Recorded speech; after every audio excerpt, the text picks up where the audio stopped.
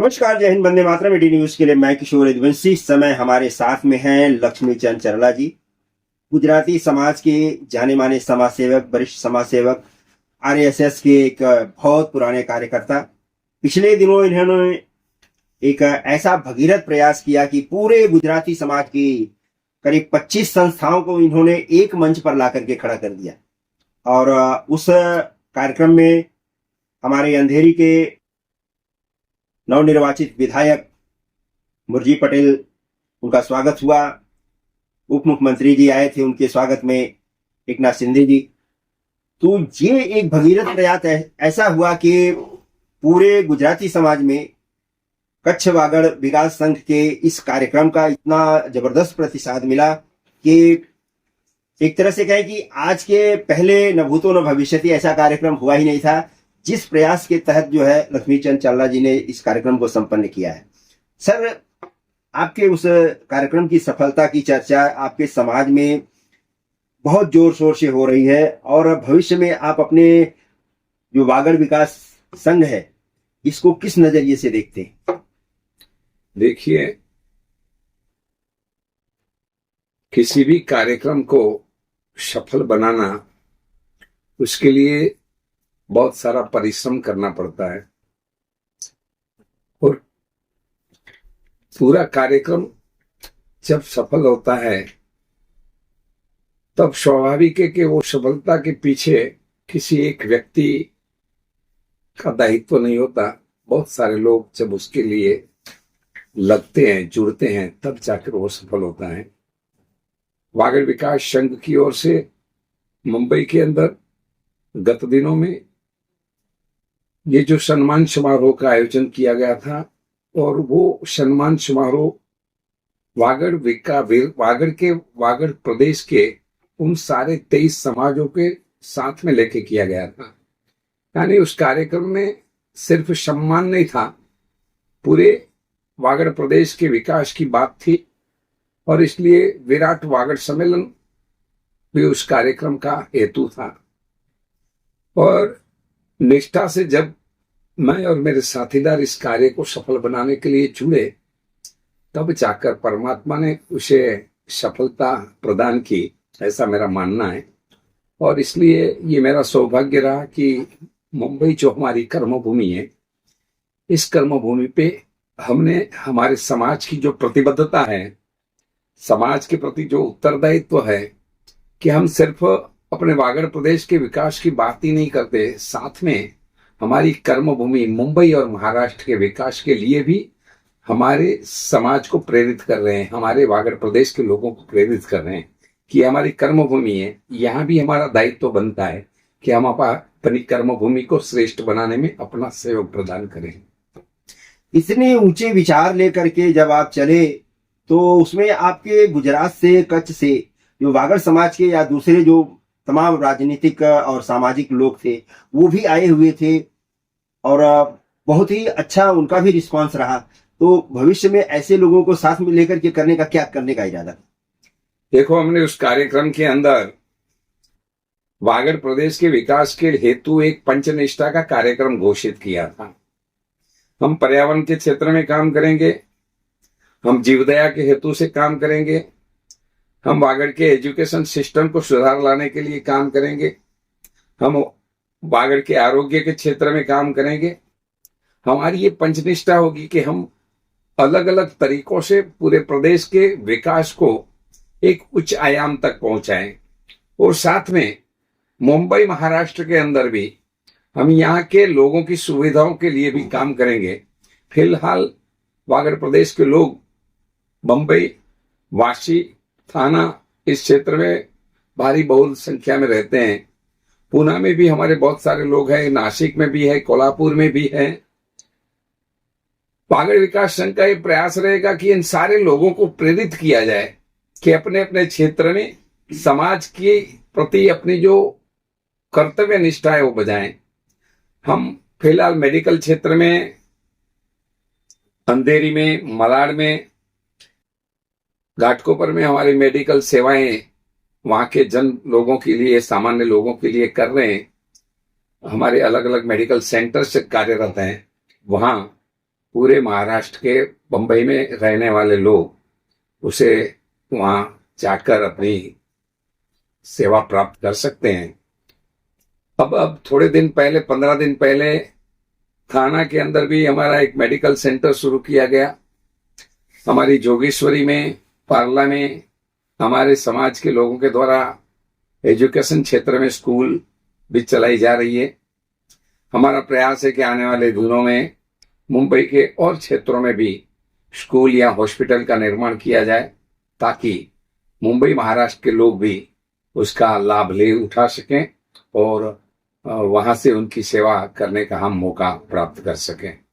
Sir, आपने इस कार्यक्रम के तुरंत बाद कच्छ और गुजरात का जो दौरा किया था, उसका प्रतिशत कैसा रहा?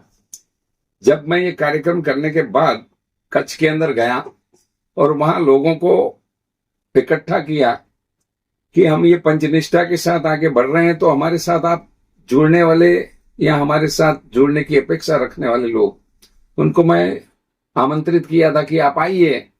और मुझे बहुत ये कहते हुए हर्ष महसूस हो रहा है कि बहुत बड़ी मात्रा में लोगों ने हमारी पंचनिष्ठा के प्रति अपना दायित्व जोड़ने का, हमें सहयोग देने का वादा किया।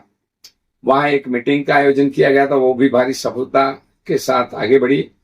और जहां जहां भी गया वहां के कुछ न कुछ लोगों ने इस पंचनिष्ठा को वागड़ क्षेत्र में कार्यान्वित करने के लिए हमारा जो संकल्प है, उस संकल्प में अपना सहयोग प्रदान करने की, अपना सहयोग जोड़ने की हमें हिदायत दी, हमें आश्वस्त किया गया।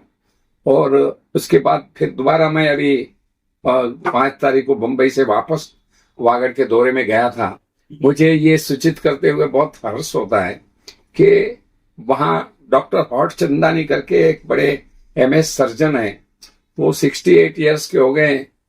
उन्होंने अपने जीवन में बहुत अच्छी प्रैक्टिस की, हजारों लोगों की सेवा की है। वो डॉक्टर अब रिटायर्ड हो रहे हैं और उन्होंने सामने से मुझे कहा कि लक्ष्मीचंद जी, आपकी पंचनिष्ठा में एजुकेशन के साथ साथ मेडिकल क्षेत्र में काम करने की आपकी जो भावना है, वो बात को मैंने देखा, समझा है, और मैं अपना बाकी का जीवन उस कार्य के लिए आपके साथ जोड़ना चाहता हूं।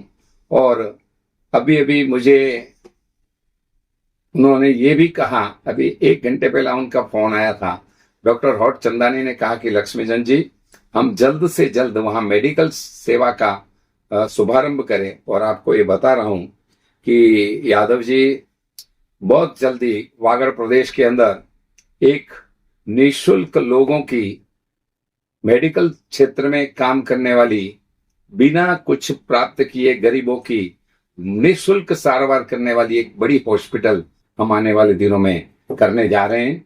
उसके लिए जमीन संपादन का काम हमारा शुरू है। मैंने मुलजी पटेल से भी उनके लिए सहयोग मांगा है। एक वहां 10 एकड़ की जगह है, सेंटर वागड़ के सेंटर क्षेत्र में है।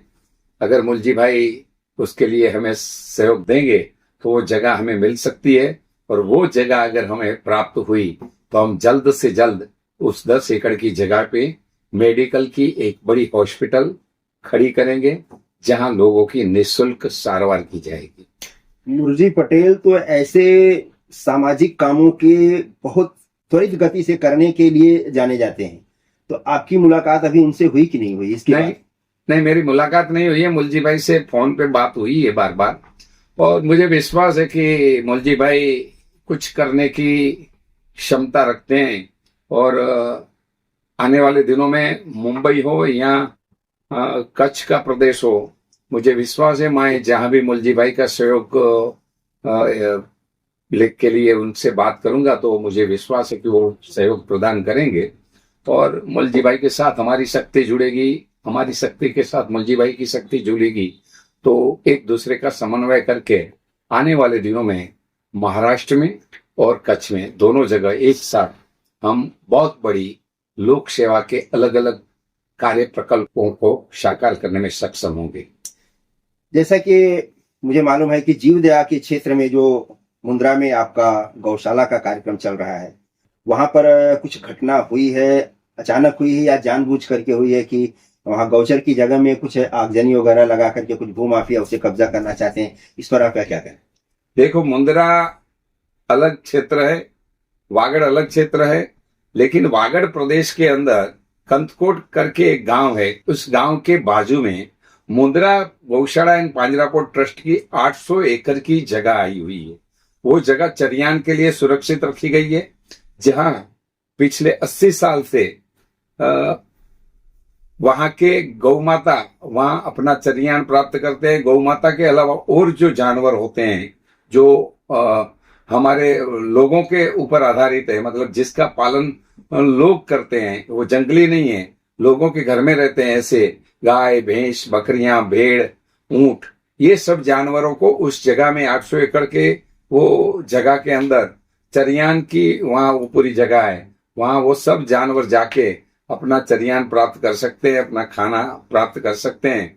और वो 800 एकड़ जमीन कुछ दिनों पहले किसी तरह से श्री सरकार हो गई, तो मुंद्रा पांजरोपण ने उस पूरी जमीन को वापस श्री सरकार से निकाल के गौ माताओं और जानवरों के लिए सुरक्षित रखने के लिए पावर ऑफ एटर्नी मुझे दिया। और मैं ये गया था अभी 5 तारीख को गांव में, तो मैं वहां 8 तारीख को उस जगह पे गया, तो मैंने देखा कि वहां बहुत बड़ी मात्रा में भूमाफिया उस जगह को अपने कब्जे में करने की साजिश रच रहे हैं। और उन्होंने 200 एकड़ जमीन के अंदर अपने बुलडोजर चला के वो जो हरियाली वनस्पतियां वो थी उनका नाश किया है। और मैं जिस दिन गया उस दिन मैंने देखा कि बहुत बड़ी मात्रा में उन्होंने कम से कम 50 एकड़ जमीन के अंदर आग लगाई थी।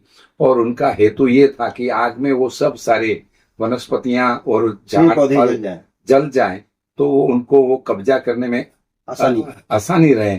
तो इस तरह का जो प्रयास उन्होंने भूमाफियाओं के द्वारा किया जा रहा था, तो मैंने तुरंत उसके ऊपर कार्रवाई की। पुलिस और प्रशासन के अधिकारियों को, उच्च अधिकारियों को मैं मिला, उनके सामने बात रखी और उनको कहा कि ये तुरंत कार्रवाई करके इस चीज को रोकी जाए, क्योंकि अगर इतनी बड़ी मात्रा में गौचर जमीन जिसे बोला जाता है, गौ माता के लिए जो सुरक्षित जगह है, उस जगह के ऊपर इतनी बड़ी मात्रा में वनस्पति को जलाकर, आग लगाकर लाखों करोड़ों वन्य जीवों को खत्म करने की जो साजिश है, उसको अग्नि के अंदर भस्मीभूत करने की जो साजिश है, ये बहुत बड़ी निंदनीय साजिश है। और जीवदया के जो प्रेमी होते हैं उनको ये सहनीय है। पर्यावरण का भी बहुत बड़ी मात्रा में नुकसान हो रहा है। तो मैंने वहां के उच्च अधिकारियों से बात की, उनके सामने अपनी बात रखी और मैंने आग्रह किया है कि तुरंत उसको रोका जाए। उस दिन को हमारी ये प्रशासन के सामने की बात के बाद आगजनी करने वालों को रोक दिया गया है, लेकिन उनके सामने जो एक्शन लेनी चाहिए सरकार को, वो एक्शन अभी तक हुई नहीं है। मेरी ये मांग है, जिन्होंने भी आग लगाकर ये भू माफिया अपना पेशकदमी वहां करना चाहता है, अपना कब्जा जमाना चाहता है, उनके सामने कानूनी कार्रवाई होनी चाहिए और ऐसे तत्वों को ऐसी दुष्चेष्टा करने के लिए रोका जाना चाहिए, मेरी मांग है। अगर मान लीजिए उन्होंने दोबारा कोशिश किया या प्रशासन ने इस पर उचित कार्रवाई नहीं किया, तो आपका, संस्था का और आपके समाज का अगला कदम क्या होगा? देखिए, मेरा ये मानना है कि मेरा जिस तरह से पिछले दिनों में वहां के एसपी से बात हुई, वहां का जो जगह जिस पुलिस स्टेशन के अंतर्गत आती है, वहां के पीआई से मेरी बात हुई है और मामलतदार से बात हुई है, प्रांत अधिकारी से बात हुई है, और जिस तरह से मेरी इन सब उच्च शताधीशों से बात हुई है, उससे मैं कह सकता हूं कि उन्होंने मुझे सहकार देने की वादा किया है और ऐसी कुछ भी गलत चीजों को रोकने का, गलत कार्रवाई को रोकने का उन्होंने मुझे वादा दिया है। और उन्होंने कहा है कि लक्ष्मीजन जी, हम आपको सहयोग करेंगे। अगर प्रशासन और पुलिस तंत्र हमें सहयोग करता है तो कुछ बात कहने की जरूरत नहीं है, तो सब अच्छा होगा। अगर फिर भी प्रशासन और पुलिस अधिकारियों के विपरीत भी अगर भूमाफिया, क्योंकि भूमाफिया बड़ी ताकत रखते हैं, उनके पास क्योंकि ये 800 एकड़ जमीन मतलब कि कम से कम 800 करोड़ रुपए की जमीन है, ऐसा मेरा मानना है। इतना बड़ी रकम की जमीन होती है तो स्वाभाविक है कि भूमाफियाओं उस पर कब्जा जमाने का सोचे, लेकिन परमात्मा की कृपा से अब तक तो उसमें वो सफल नहीं हुई है। लेकिन अगर जो लोग जागेंगे नहीं, प्रशासन उनके सामने कोई एक्शन नहीं लेगा, तो हो सकता है आने वाले दिनों में कि गौचर की जमीन पे भूमाफिया अपना कब्जा जमा देंगे और वहां आगजनी फैला के, और वो जो वनस्पतियां हैं, वनस्पतियों में कुछ दुर्लभ वनस्पतियां हैं कि ऐसी वनस्पतियां दिन ब दिन हमारे देश से लुप्त हो रही है, ऐसी दुर्लभ वनस्पतियां भी वो आग में जलाई जाएगी। तो मेरी प्रशासन से ये मांग है कि तुरंत कार्रवाई करें, अन्यथा बहुत बड़ा अनर्थ होगा। बहुत बड़ी मात्रा में, करोड़ों की मात्रा में वन्य जीवों को खत्म किया जाएगा, पर्यावरण का भी नुकसान होगा। और हमारे देश में मुझे लगता है कि अब तक प्रशासन जैसे कुछ चीज बची है, बिल्कुल ऐसा नहीं कि प्रशासन कुछ नहीं कर सकता है। और अगर प्रशासन गंभीरता से इस बात को लेगा तो इस भूमाफियाओं की गलत कार्रवाइयों को रोक लगा दी जाएगी। अन्यथा अगर जो आने वाली, मेरी अपेक्षा है कि आने वाली 1 तारीख तक मैं राह देखूंगा। 1 तारीख तक यानी कि फरवरी एंड तक मैं ये राह देखूंगा। अगर कुछ उसके बावजूद भी वहां कुछ ऐसी भूमाफिया हरकत करेंगे उसको कब्जा करने की, तो मेरा ये सरकार को मेरा अनुरोध है कि अगर ऐसी कुछ कार्रवाई हुई तो हम सहन नहीं करेंगे। मैं कच्छ के कलेक्टर की ऑफिस के प्रांगण में आमरण उपवास पर बैठ जाऊंगा, ये मेरा वचन है। क्या आपको लगता है कि तहसील, तलाठी या निचले स्तर के जो अधिकारी, ब्लॉक स्तर के जो अधिकारी हैं, उनके मिली भगत के बिना ये सब संभव हो पाया है? बिल्कुल नहीं, उनकी मिली भगत होती है तभी तो ये सब होता है। अगर तलाठी और नीचे के स्तर के प्रशासनिक अधिकारी अगर अपनी बात स्पष्टता से करे तो ऐसा नहीं हो सकता है, लेकिन उनकी मिली भगत होती है। और भूमाफिया बड़ी ताकतवर लोग होते हैं, तो वो निचले स्तर के अधिकारियों को या तो मैनेज कर जाते हैं या तो फिर उनको अपनी धाक धमकी से डरा के उनको वैसा करने के लिए मजबूर करते हैं। और इसलिए ऐसा संभव है कि उसमें कुछ गलत नहीं है। तो मेरे को ऐसा नहीं लग रहा कि ऐसा नहीं होगा, हो सकता है। लेकिन मैं तो लोकशाही देश का वासी हूं, मैं मानता हूं कि मेरे देश में अब भी कायदे का शासन है। बिल्कुल ऐसा नहीं है कि कायदा नहीं है। तो अगर कुछ गलत शक्तियां, दुष्ट शक्तियां उस गौचर की जमीन को हड़प पाने का प्रयास करेंगे तो सामने हमारे जैसे लोग अपनी शक्ति, सज्जन शक्ति का प्रदर्शन भी करेंगे। और मुझे विश्वास है आने वाले दिनों में इस मूवमेंट में मेरे साथ पूरे कच्छ के जीवदया प्रेमी जुड़ेंगे, पर्यावरण प्रेमी जुड़ेंगे और हम असरकारकता के साथ भूमाफियाओं के इस नापाक इरादे को नाकामयाब करने में सफल रहेंगे। जैसा कि आप गुजरात सरकार में आज की तारीख में बहुत सारे नेता, मंत्री ऐसे हैं जिनके साथ आप आरएसएस के समय से जुड़े रहे हैं, उनके साथ काम कर चुके हैं। यहाँ तक कि आप जब प्रधानमंत्री जी गुजरात के सीएम थे उस समय भी आप उनके सानिध्य में काम कर चुके हैं। तो ऐसे लोगों से आपने इन बात को साझा किया कि सर ऐसा ऐसा हो रहा है? नहीं, फिलहाल तो मैंने उचित नहीं समझा उन लोग तक ये बात पहुंचाने का, क्योंकि मैं मानता हूं कि अगर मेरे स्तर पे ये काम पूरा हो जा सकता है तो फिर उन तक ये बात ले जाने की जरूरत नहीं है। अगर जरूरत पड़ी तो मैं उच्च स्तरीय स्थानों पे ये बात को रखूंगा। जरूर लगी तो मैं गुजरात के मुख्यमंत्री को भी इस हेतु से मिलूंगा, गुजरात के राज्यपाल श्री महोदय को भी मिलूंगा और उनको भी प्रार्थना करूंगा कि, और आपको ये सूचित करते हुए मुझे हर्ष है कि आज गुजरात के जो महामहिम राज्यपाल जी देवव्रत जी, वो पर्यावरण के क्षेत्र में बहुत असरकारकता से काम कर रहे हैं। उनको रासायनिक खेती के खिलाफ फिर से हमारे देश में प्राकृतिक खेती क्यों बढ़े, उसके लिए वो बहुत बड़े मात्रा में वो प्रयास कर रहे हैं। तो जब मुझे विश्वास है कि मैं उनके सामने ये बात रखूंगा तो 101% वो इसमें हमें सहयोगी बनेंगे, ऐसा मेरा विश्वास है। और ये जरूरत पड़ी तो मैं उनके पास जाऊंगा। लेकिन एक बात का संकल्प आपको बता दूं यादव जी, मेरे लिए जीवों की हत्या किसी हाल में आगे नहीं चलाई जाएगी। और जीवों के प्रति मेरी जो करुणा है, मेरे दिल में जो भाव है, मैं तो जीवदया का प्रेमी हूँ, गौ माता का प्रेमी हूँ। और मेरे लिए, मेरे जीवन में गौ माता की साधना मेरे लिए सबसे बड़ा अहम मुद्दा रखती है। और मेरी गौ माता के मुंह से अगर कोई उसका निवाला छीनने की कोशिश करेगा तो मैं जान की बाजी भी खेल जाऊंगा। मैं उसकी परवाह नहीं करूंगा। मैं जीऊं या मरूं, मेरे वागड़ प्रदेश के अंदर ऐसे बहुत बड़े संत हुए, ऐसे बहुत बड़े वीर पुरुष हुए, जैसे कि वर्णेश्वर दादा हुए, हमारे रण के अंदर बैठने वाले वाछड़ा दादा है, जिन्होंने गौ माता के रक्षण के लिए अपनी जिंदगी का कुर्बानी दी थी, अपने माथों को उन्होंने बलिदान दे दिया था। तो अगर गौ माता की निवाले के लिए, गौ माता की भूमि के लिए जरूरत पड़ी तो जान तक कुर्बान करने की तैयारी के साथ मैं इस भूमाफियाओं की कार्रवाई को रोकने का प्रयास करूंगा। चाहे जीऊं या मरूं, मेरे लिए मेरी गौ माता की रक्षा, सुरक्षा और उसका संवर्धन अहमियत रखता है। धन्यवाद सर 18 न्यूज से बात करने के लिए। तो देखिए, ये थे लक्ष्मी चंद चरला जी, जिन्होंने एक तरह से गृहस्थ जीवन से संन्यास ले लिया है और देश और गौ माता की सेवा के लिए इन्होंने अपने पूरे जीवन को, शेष जीवन को समर्पित कर दिया है। अब इस मुद्दे को आगे तक ले जाने का इनका ध्येय है और जहां तक इनके करने का मतलब है कि उच्च स्तरीय लोगों तक पहुंचने का भी इनका प्रयास है और किसी भी हाल में जो चारागाह की जमीन है, गौ माता के लिए जो सुरक्षित जमीन रही है सरकार द्वारा, उसे फिर से प्राप्त करना और इन भूमाफियाओं के हलक में हाथ डालकर निकालने का इनका प्रयास सफल हो, इसी शुभकामना के साथ 18 न्यूज आपसे विदा लेता है। मेरी ये खबर अगर आपको अच्छी लगे तो मेरे चैनल को लाइक, शेयर और सब्सक्राइब जरूर करिएगा। ऐसे ही किसी एक बड़ी और हस्ती के साथ हम आपके सामने फिर हाजिर होंगे।